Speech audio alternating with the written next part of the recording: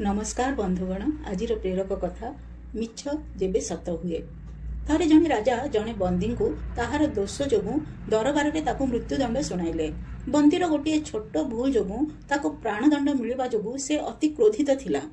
अति धीर स्वर रे से राजा को गाली देवा आरंभ कला।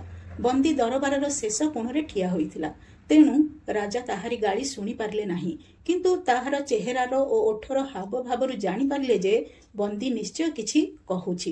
तेबे राजा बंदी निकटरे ठिया होइथिबा तांको मंत्री को पचारिले जे बंदी कौन कहिला। एहा सुनी मंत्री उत्तर देले जे हे महाराज, बंदी कहिला जे एही दरबार रे बसिथिबा राजा प्रजांक पई केते चिंता करती, दोष पई दंड मध्य दियंती, किंतु दोषीर भूल को सुधारिबा पई ताकू गोटे अवसर भी दियंती एवं क्षमा करि दियंती। एहा सुनी राजांक दोषी प्रति दया आसिला एवं से बंदी को क्षमा कले। किंतु सेही दरबार रे एमिति जणे व्यक्ति थिले जिए से मंत्री को ईर्षा करथिले। से कहिले हे महाराज, मंत्री आपण को भूल सूचना देउछंती, एही बंदी आपण को गाली देइथिला। मंत्री मिछ कहिले, तेणु तांको क्षमा करंतु नाही। एही कथा सुनी राजा क्रोधित हेले एवं सेही व्यक्ति को कहिले मंत्री मिछ कहिले, किंतु से मिछ पछरे जनक पई शुभ कामना थिला।